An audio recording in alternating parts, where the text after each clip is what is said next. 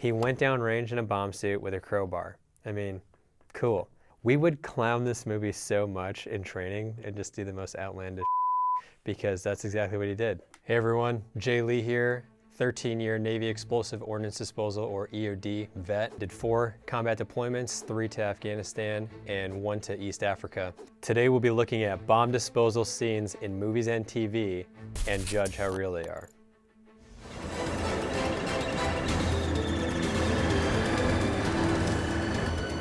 That thing is apparently the Cadillac of trolleys. Can I say 100% that this wouldn't be entertained? No, because it might. But what I do know is there are probably a dozen other ways to attack this device from inside the bus. I mean, something rudimentary is getting a stick with some film so we can take an x-ray of the device so we can actually see what's going on. Jack, I need you to look at the wire. Area's covered. He is talking on a radio and or a phone right next to this thing. It's electronically initiated. They don't know if that energy will cause that device to fire or not. So that whole thing is not realistic whatsoever. I can't bypass it, it'll fire! It's a collapsible circuit. Yeah, collapsing circuits are real. It's, you know, there's 2 or more detonators, and when you cut one, the other one will fire. It's common for us to train to that. It's very unlikely to encounter that well, at least in Afghanistan, in my experience, we didn't encounter a lot of collapsing circuits as mainly pressure plates, stuff like that, very simple circuits. Howard Payne, Atlanta PD Bomb Squad. Jack, I want you to get out of there and sit tight. We're gonna go after the source. No, they should 100% do something to this device and not just solely rely on the bomber helping them out. There are tools we have to disrupt an IED and a component. So it'll disrupt the firing train, it'll disrupt all the circuitry, and separate components remotely, and then we'll go down, check the disruption, and then separate components further and do our thing. Jack, I believe he is a bomb disposal officer with the LAPD. He should know these component recognition things and how and be able to identify how this device works, or at least have a good idea of it. This definitely gets a 0 because he knows better and he should have taken an action. He should have brought a tool down there with him. He could have taped it right next to it and disrupted that thing right off the bus. We got under 3 minutes left. What do I do first? Pressure sensors. I activate it when I sat down. If I get up, my car explodes. This is already hokey because he sat down and now it's armed and there's a timer. In movies and TV, they often incorporate these big timers where it's counting down to the detonation, but in all reality, it's mainly a safe and arm type mechanism. If I'm a bomb emplacer, I need to be able to emplace it and then safely get away. So there's a time, but you're not gonna see this giant clock. It's like, you have 5 minutes before you die. Orange, yellow, green. Colors don't matter. What I need you to do is tell me which one is hot to the touch. The warm wire versus cold wires. And you can make a circuit with the proper resistance so none of the wires are warm. So like the movie tropes of the warm wire or the colors of the wires is a total farce. I can go to Home Depot, Lowe's, whichever hardware store, your hardware store of choice, get any color wire I want, right? And put it in here. Take the small box out of the kit and turn it on. That kit probably looked like something I would pull tools from in a soft Special Operations Forces environment. From my experience in Afghanistan, it was all Special Operations Forces or Naval Special Warfare. We flew in helicopters somewhere, landed and ran to a target, right? Or walked a great distance to get to a target. You really want to limit what you have on your body. So yeah, we're not going to be carrying around briefcases and backpacks just full of tools.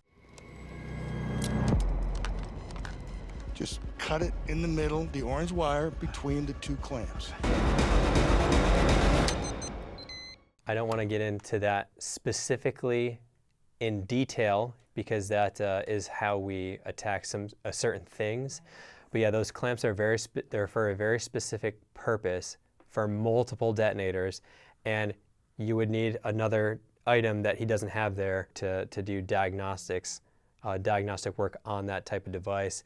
You would need a little bit more time I mean, a lot more training than just him saying, oh yeah, clamp it on the warm wire and then cut in between it, right? There's a lot of testing you have to do before you can cut a wire. But yeah, the whole setting, him sitting down in it, arming it, and then like having this opportunity to render it safe, yeah, you wish. So yeah, we'll give him a 2. We'll give him a 2.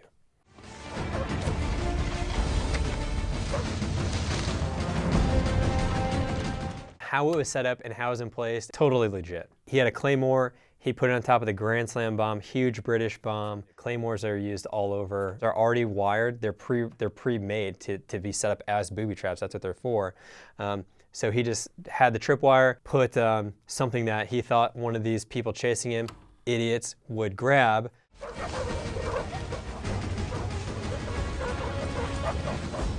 There are 100% bomb detection dogs, and in this clip, those dogs, I believe, are going for human detection. They're going for sniffing out Rambo, not necessarily sniff out explosive hazards in the woods. And even if they were, those dogs are running full speed. That's like essentially you trying to sniff a hot dog in the corner while sprinting down the hallway, like hyperventilating essentially. It's never gonna happen.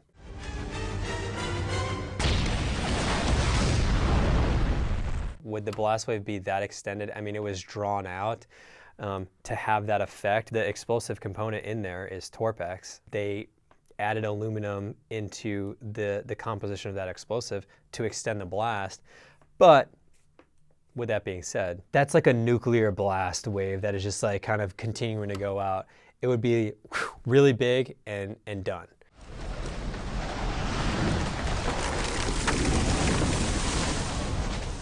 That blast wave would have killed a lesser man, not John Rambo. The explosive component in there is Torpex. It's about 50% stronger than TNT, and that's only the blast. Frag goes exponentially further than blast does. So yeah, he is definitely within that. This is probably the most realistic clip as far as how things function and how people think. Man, I might give Rambo an 8. He's knocked 2 because of survival. That's hokey at best, even for John Rambo. I got it. It's a cylinder cipher. D-U-N-N. It's my last name. It knows who I am. If someone is just going to make an improvised nuclear device like this cipher, anything is possible. There's many ways that nuclear weapons are armed. I can't get into any specifics. They're state-sponsored, and then there's non-state-sponsored. State-sponsored are going to have all kinds of different protocols in place, safeties, what have you, arming sequences. Non-state-sponsored, if someone is just going to make an improvised nuclear device like this cipher, it can be armed when it hears your voice, when my voice, whatever the case may be. I speak without a mouth. I fly through the air without wings. What am I? An echo. That's it. I can't even with this one. This is great. He's talking to it. How does he know if he answers this question, it's not going to go off?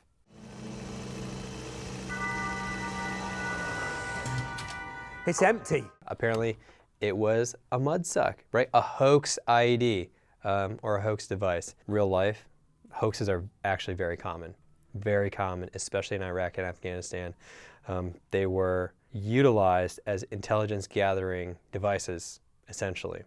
They'd put it in the road, totally fake, just something that would key up an EOD response, and then they would be watching and videotaping the whole procedure. Despite all of the craziness that was in the scene, using a hoax to gather intelligence on people and to learn more about them, absolutely true. We'll give this one an 8 up there with Rambo.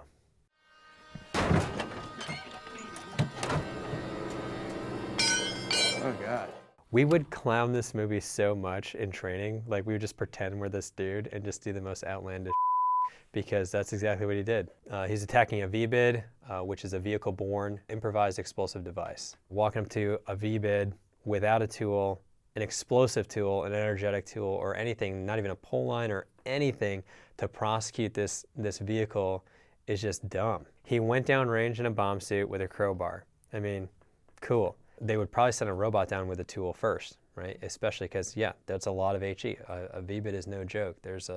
I mean, even the guys on the wall, his security element, they'd probably die if that thing went off. What the hell is he doing? Dead. He could have died a half dozen to a dozen ways in this clip alone. Not to mention the whole movie. kicking it, randomly opening the trunk by hand, opening the hood by hand, turning the windshield wipers on, yanking random wires underneath the hood. Like any one of those could have set that thing off. Yeah, I think you removed this headset. Please put your headset back on. The most realistic thing in there was the radio thing. He actually took his headset off so he could focus and get his thought process going. And then when they asked him to put it back on, yeah, that's probably the response that you would get from an EOD tech.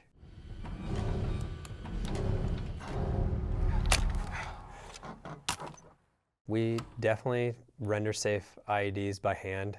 I've done it, and it's not ideal. We want to go as remote as possible because of the risk of something going off. But yeah, he could have done a lot more with his hands, like cut det cord, detonating cord right out of the gate. I forgot how many 155s, but that's what was in the trunk of that car once he saw the main charge, and that's what he should be going after anyway. Just reckless abandon. Yeah, this is just, it's totally Hollywooded up. The only realistic thing was the communication aspect of it. He gets a 1 out of 10.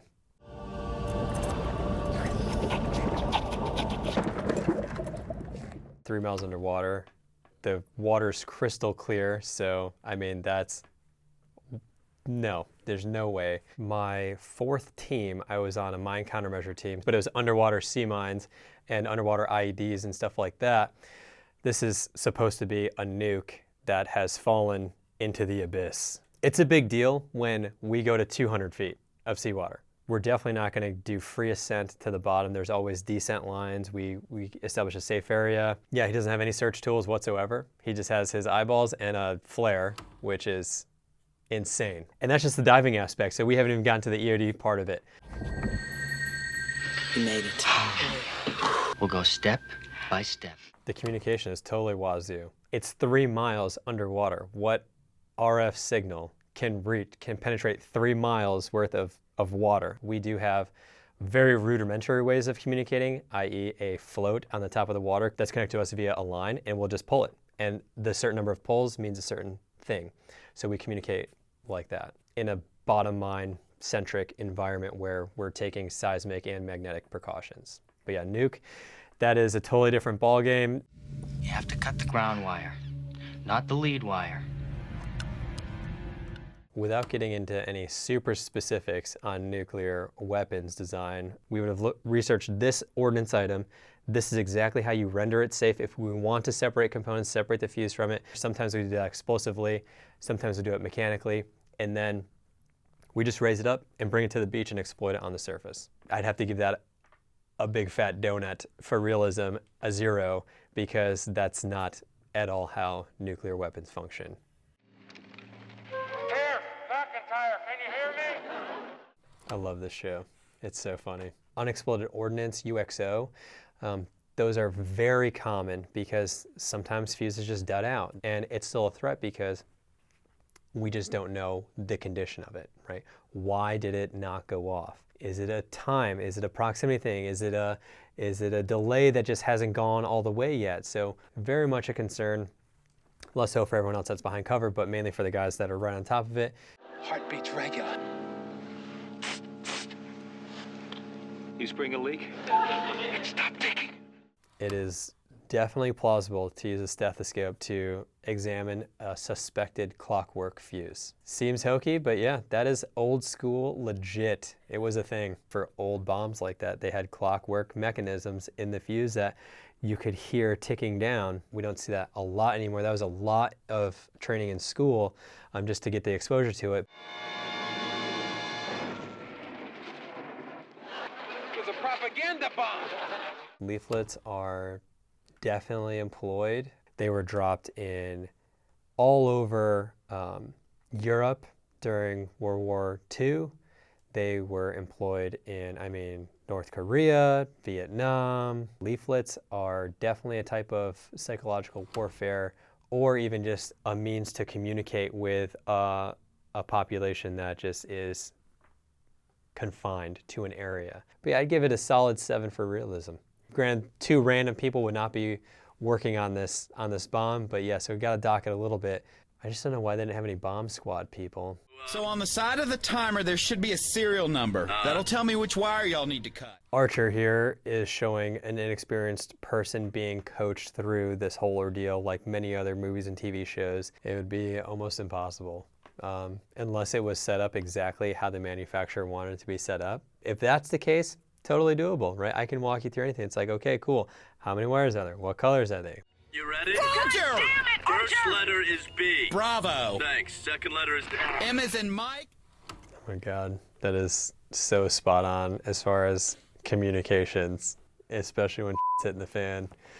I can relate. You have radio frequencies, you have interference, you have distance, you have other things in the way, so your signal can be degraded. Everyone is getting ramped up in this episode, but in real life, when stuff is going on and comms are an issue, you just really stay calm and cool and collective on the radio. That way, even if it is a weak signal, you can still hear what's being said. I'm doing it! God! Oh my God, Ray! What's going on? The timer sped up! The trope here with the green wires being cut and speeding up the clock is just erroneous. It makes no sense to have that feature in there unless you're trying to create some type of anxiety. And in real life, trust me, if you're faced with a live explosive that can detonate at any action, keeping that at bay is already going to be difficult enough. So yeah, at the end of the day, people want their things to go off, so that's how they make them. I'll give them a 4. The communication piece, that was hilariously accurate. Bombs aren't on the same fire line. I have to defuse them individually. How long is that gonna take? I gotta find them and then dismantle them. 30 minutes. There's just like a chunk of high explosive taped to a pipe. EOD would see that and boom, and make a call, and everyone would get out of there except for one other person, him and one other security person, and then I'm gonna take immediate action on that device. And immediate is immediate, it's not 30 minutes.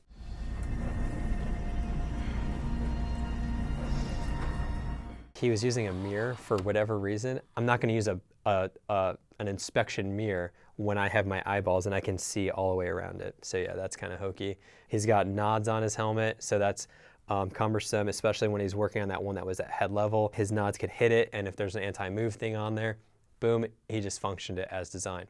So I would take my helmet off so there's nothing, no obstructions that could potentially hit this device.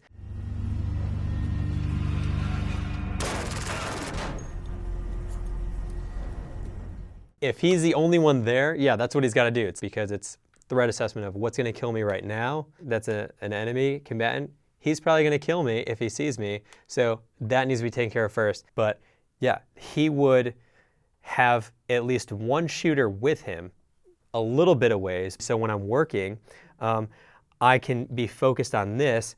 They could have classed it up a little bit, but all good. He did use ceramic scissors at the end. I thought that was a nice touch, granted. He used ceramic scissors instead of diagonal cutters, and typically when wires are coiled up like that, there's 2 of them, and he cut them both. He could have smushed the 2 wires that are conductive together and set it off. Yeah, there's a lot of hokey stuff, so yeah, it's gotta be low 3. Towards the general direction of the mountain? The robot rarely finds what you're looking for. They're in Helmand, which I was also in Helmand. Helmand province in Afghanistan. And yeah, robots are awesome. I didn't see the robot go down with a tool. Tool in, tool out, that's what we do. That's what's preached from day 1 in EOD school. The robot has cutters on it, it has grippers, can separate components, whatever the case may be. And so if it did find something, it could countercharge it, or they could set it down. No! At the end of the day, that is what a robot is for. They are expendable devices. If worst comes to worst, they find something by functioning it, it blows up, not a human being. The entire team was standing out in front of the vehicles. That's totally not what would happen. They would be inside their vehicle driving this robot. That way you have mitigation from fragmentation coming at you. At least be behind the vehicle, for God's sake. I need you to keep your head still. Don't nod. This is a clothespin switch, very old, very rudimentary, very easy to defeat. Nick, the EOD operator, should have seen that. He identified that it's a pull. Cool, cut it, right? Just cut it and be done with it. But he did the thing of holding his head. You tell someone that they're connected to a line with a bunch of explosives, they're gonna freak out. That's one of the rare times where you can actually attack a switch. It's very clear cut. We need Boss! Boss! That could have been handled way differently, and then everyone would have survived. It's tough, you know. A lot of EOD procedures and tactics are written in blood, just like this. The survivors, like, okay, this is exactly what they encountered over the radio. This is what was said. Now we have our new set of TTPs, so it doesn't happen again. I'll give this one a 5. It's got some stuff, some super hokey stuff, but all in all, not bad. What are you doing? I can get it out over the bay.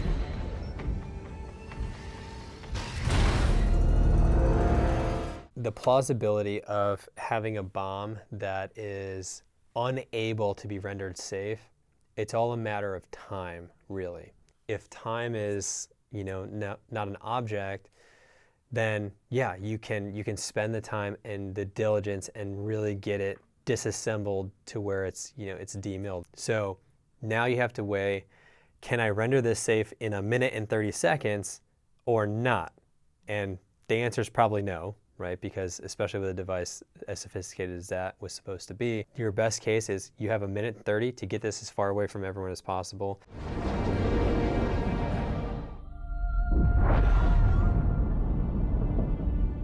Yeah, water is has a great tamping effect because it cannot compress. It really depends on what the actual explosive, the nuclear yield of this bomb was and how deep it was able to go. The mission of EOD is protection of personal and property. So yeah, getting that device out and away, moving it, relocating it, even if it's to your own demise, is what we would do for the sake of protecting personal and property. Is it a 9? Can Batman be a 9? I'll give it a 9. I like to think his actions were genuine of Navy EOD. I'm gonna have to say my favorite bomb disposal scene of all time has got to be the scene in MacGruber. Totally outlandish, but so funny. But if I'm going for something with good sentiment, then today we saw that Batman video, and I think that really captured the quintessential mindset of Navy EOD about eliminating a threat to civilian population and mitigating the risk and moving it away. Hey everyone, thanks for watching. If you thought this video was the bomb, pun intended, go ahead, watch the next video.